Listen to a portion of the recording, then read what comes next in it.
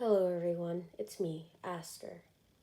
Trigger warning, there will be some slamming and loud noises. There will be crying, mentions of death, of course. Okay. And I am sick, so you will hear some sniffling. This is starting with you accidentally ripping Ray's book.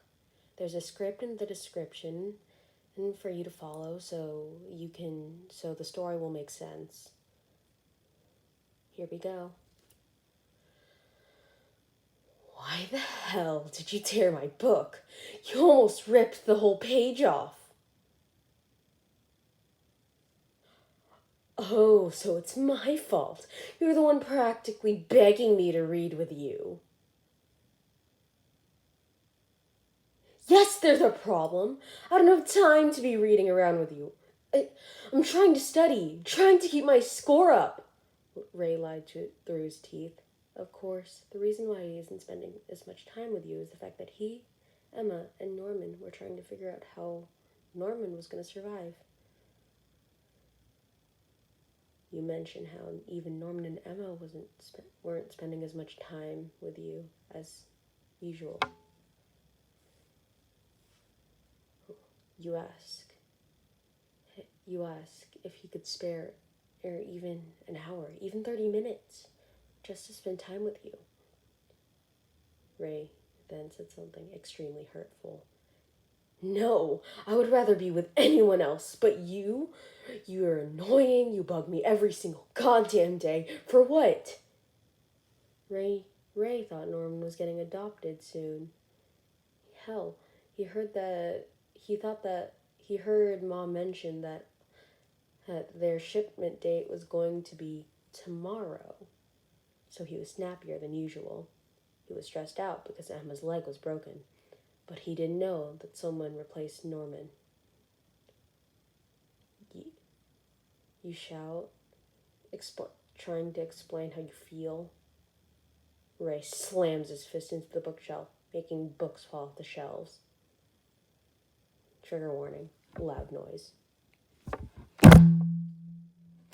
You shield yourself, but get hit in the head with one of the books. The book with the Morse code promise inside. You yelp. Your head starts to bleed a little, stinging, your ears ringing, but you didn't care. Ray's eyes widen a fraction, realizing the stupid move he pulled. You cut him off, screaming at him, telling him how lonely you felt these past 2 months. You start to cry.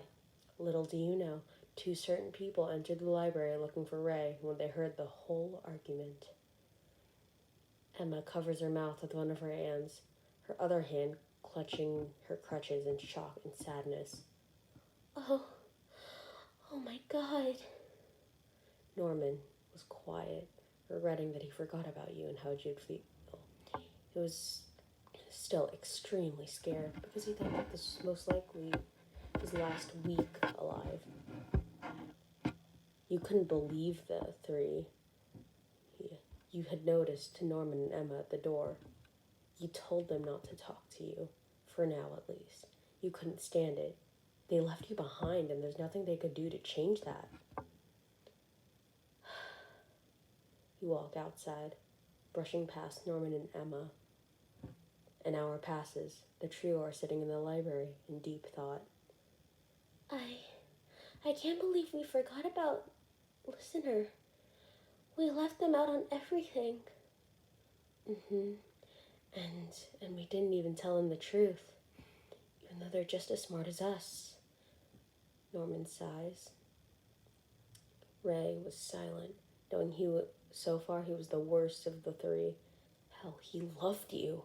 He just did that to you? Over a book Mom could replace in an instant with an exact copy? He even hurt you. Man, just seeing you wince in pain while your head was bleeding. God, he felt horrible. Well, we had to meet here anyway. Ray, you wanted to tell us something, right? Yeah, right. Well, I have bad news. really bad news. Oh God, what is it now? I overheard Mom talking, saying something along the lines of, their shipment date is tomorrow. I think they were talking about you, Norman. Huh? That's unexpected. But I'm scared. What do we do? Norman clenches his fists. Wait, what? Emma looked devastated. Norman? Dying tomorrow? Please, no. She loved Norman, and he was gonna die? Everyone was so deep in thought. The trio spent the day strategizing and trying to figure out how to save Norman, but to no avail. You openly avoided them, which further deepened their pain. Alas, it was the next day. Isabella rang a bell. Oh, children, I have an announcement. Please quiet down. Now that we have all finished our daily tests, what I have to announce is... Here we go, Emma whispered. I don't think I'm ready. Ray stayed silent, scared. You walk up to the front, standing next to Isabella, smiling. The trio was confused, feeling something off about your smile.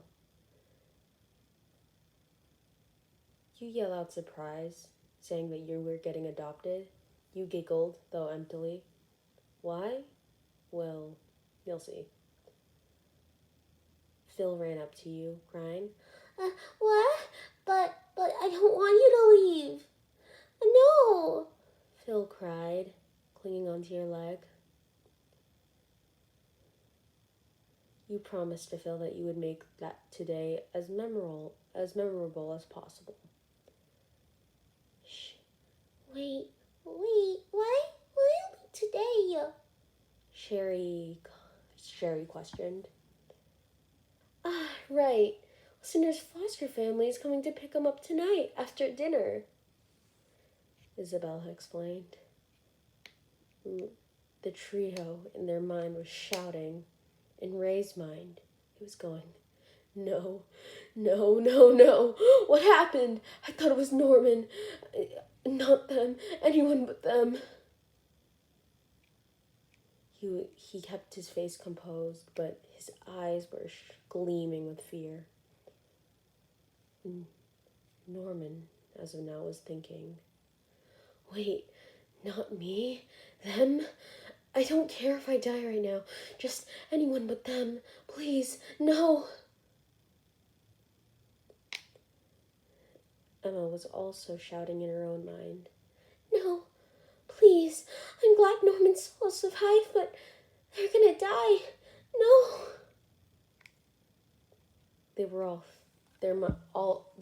The trio's minds were racing. You smiled, seemingly oblivious. You pointed out that you were going to go to the library and that you'd be back soon. Emma grabs your wrist. I'll go with you. Ray, Norman, let's go. Emma smiles, holding onto your wrist tightly. The two boys nodded, then the trio rushed you to the library with them. You questioned why you were here and why they looked so panicked. You asked them, but you knew exactly why. Please, you can't be adopted. This place isn't as it seems. Norman cut Emma off. Please, listener, believe us. We can't let you go. Ray spoke up quietly, shaking. He couldn't cry. Not here. Not now. Please, believe us. We're sorry we didn't tell you. I'm sorry that You cut them off. 2 words is all you needed to freeze the trio in place, to make them stare at you in shock. You knew. You said that you knew. Huh? What? Hey, what do you mean I know? Surely not. You cut Norman off. You knew it all. The monsters beyond the gate, the outside world and how it is and how it seems. William Minerva. Everything. Ray stared at you in pure shock and guilt. How long? When? Why didn't you tell anyone? But... Emma grabs your shoulders, starting to cry. Why didn't you tell us? Anyone? Not even a hint? Well, why did you... Why did you... Emma's right. Why? Norman questioned. You told them. How would you do that if someone was watching you the whole time? Acting as Isabella's extra pair of ears and eyes. You glance at Ray. You knew about Ray too? And how he was a spy? You nodded. And you said that you did ask Mom to switch your shipment date with Norman.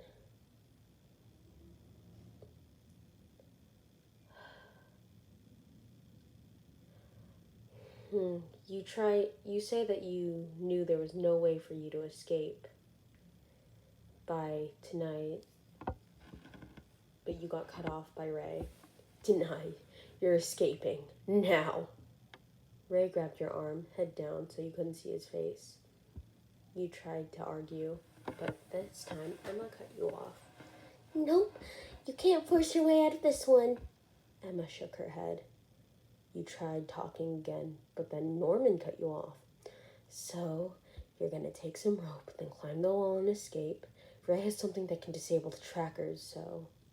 You yell, saying it still wasn't possible. But why? You called them idiots. Like, have they ever thought about looking over the wall? There's a cliff. They all froze again. What? Norman questioned. You're joking, right? What? Emma started to cry. Hey. What do you mean there's a cliff? Ray started to raise his voice again. You explained what you found when you climbed the wall. A cliff, probably around 20 to 30 feet across. You dropped a rock, too, when you found it, 6 to 7 seconds deep. Quite practically impossible to cross without any equipment. You sigh, tired. You had given up. No. So, you're just gonna let yourself die? Emma panicked. You nodded. Norman was thinking, analyzing, but he couldn't come up with a way to save you. I don't think there's any way to save listener. You're right. Norman couldn't handle it, but he agreed with you. Ray, he was horrified. No, there's no way. He looked up, tears streaming down his face. Listener, no, there's no way. You explained to them that it would probably take a whole week to make a rope long enough, let alone learn how to maybe, throw it across to us to use it somehow. You sigh, pushing the three away. You tried to brighten up the mood, saying that all of you should go hang out, and that they needed to make the most of that day. You smile, though emptily, despite your fate. The trio wasn't able to fight back. They were devastated, crushed, but they knew they had to spend your last day happily. The whole day was spent with the four of you being as close as ever. Of course, they were all tense. Of course they were. Just yesterday, you admitted to them that you felt left out and betrayed by them because of those 2 months they left you alone. They could barely shake the guilt. But, of course, time flies when you're having fun, and the day couldn't last forever. Soon enough, it was dinner. Listener, are you all packed up? You say, yeah. You tell Mom yes, and ask if you can talk to Norman, Emma, and Ray in private, and that you would miss them a lot. Oh, of course. Everyone, leave the room besides Emma, Norman, and Ray. Okay, Mom. All right, Mom. Okay. Okay. The background characters leave the room, including Isabella. That you say that it was it. You smile, trying to keep their mood up. Tears were gliding down your cheeks. Emma starts breaking down, crying. She hugged you, sobbing into your shirt. I'm gonna miss you. Please. Is there any other way?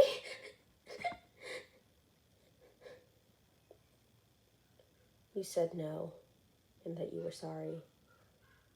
You were glad, though. You at least lived there your whole life with them. You told Emma that she always brightened up your day. She always cheered you up when you were down. You said to Emma that you could compare her to the sun. Mm-hmm. I'll always remember you, Kay. Thank you. Thank you for everything. You said no, and that you said no and thank you. You told Emma the same thing. You said thank you. You smiled, patting Emma's head. You pulled away, turning to Norman, who was sobbing into his arm, covering his face. Yo, Nor, you went. You said you asked him how if you remembered that you used to call him that. He chuckled sadly. Yeah. Thank you, listener. We'll escape for you. You've been such an amazing sibling, an amazing friend. You got me through some of my hardest times, you know. I don't want you to go. You tell Norman to come to you, hugging him, stroking his hair. You told him how he always helped you with your daily tests ever since you were young. You thanked him so much for that. You said you'll miss him. You told him to take it easy and to let others help him. You knew that being smart came with a price, knowing way too much. You told him to be careful out there. Oh, okay. I'll miss you so much. Thank you for all the memories you've made with all of us. Thank you for everything. Norman sobbed, gripping onto your sleeves. You reversed it, thanking Norman instead. You told him that he had so much potential and that he had to keep moving forward.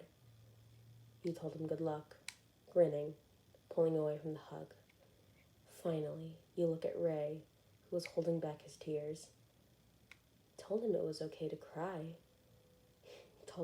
You called him Raven Boy, telling him to get over there. You giggled, remembering the old nickname you gave him. He broke down, sobbing, burying his face into the crook of your neck. Please, there has to be another way. I don't want to lose you. Not like Connie. Not like everyone else. You apologized to Ray, saying you were sorry and that you couldn't escape.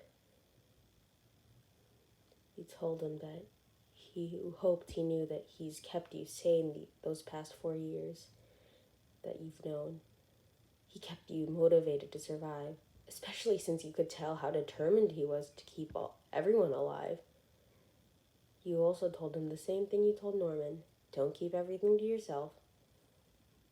You told him with intelligence comes knowledge, but you knew he probably knew that. You sigh, rubbing Ray's back in attempts to comfort him. Please don't leave me. I wanted you to survive. I wanted you to be with me forever. Ray choked on a sob. You took a deep breath in, deep breath out. You needed to tell him one more thing. You held it back for 6 whole years. You make Ray look you in the eye, then you kissed his forehead. Ray's eyes widened in shock. You told him that you loved him so much. Ever since you were 6, you loved him. It all first started when you caught him humming to himself, and you tried to sneak up on him, but you fell out of the tree. You start to sob, reliving that happy memory. You've grown to love everything about him. His stubbornness, his way of caring for someone, everything. You almost cringed to yourself, saying how cliche it was.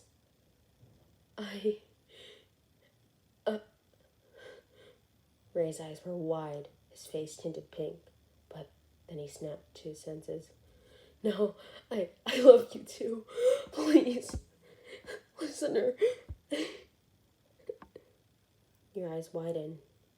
He loved you too.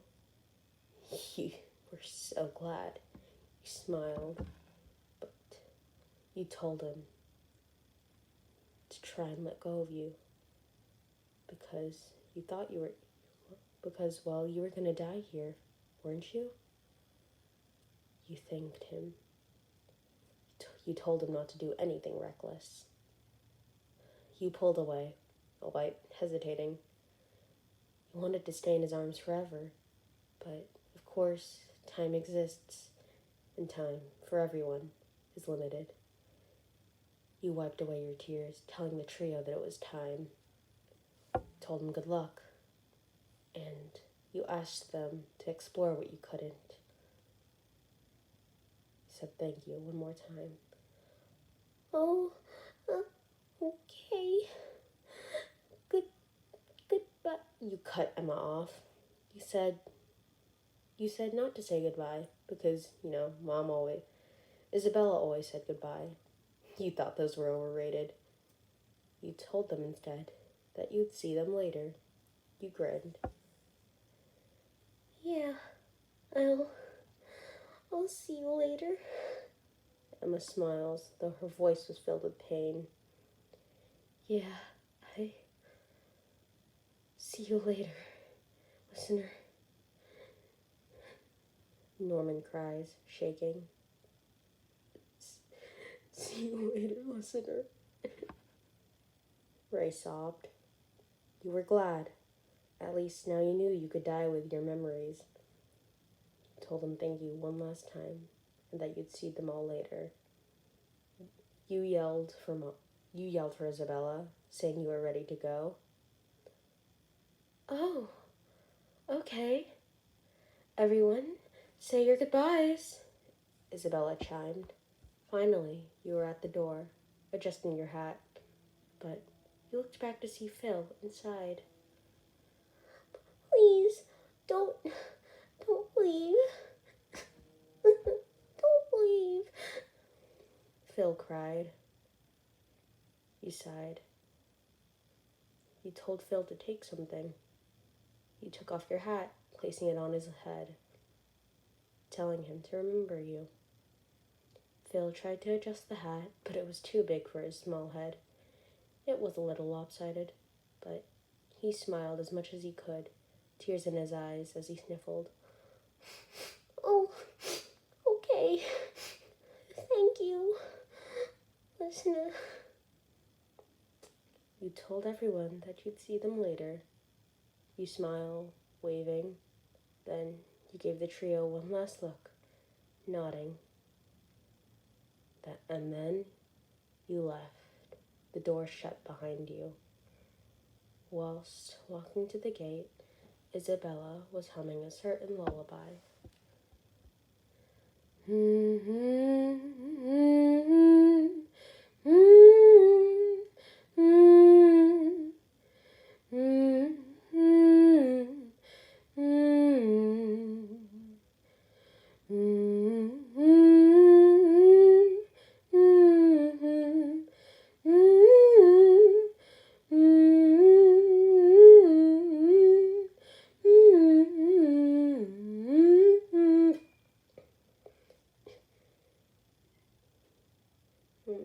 cut Isabella off, telling her that you lived a good life, didn't you?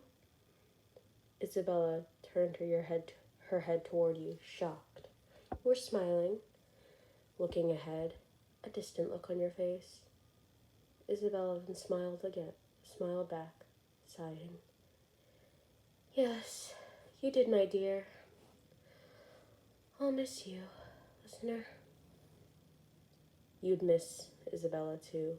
You saw how she stared at the children, your siblings. You told her that you knew she loved them, truly. And you told her that you understood that she wanted to survive. Yes, I do want to survive. That was understandable. You thanked her for giving you a life full of as much happiness as possible. You grabbed Isabella's hand, smiling at her. Of course. We're at the gate. It's time. Actually, listener, come with me to this room over here. You said okay, questioningly. 5 minutes passed. A man with blonde hair walks inside. Listener, this is Peter Ratri, your new father. End. Thank you for listening. Again, there is a script in the description, and I did change some words up, but you get the gist of it. Alright. I'm sorry if this video is not to your liking. I haven't done any videos like these in around a year or two. But thank you for watching. See you in my next video, possibly. Bye. Wait now. See you later, as you guys said.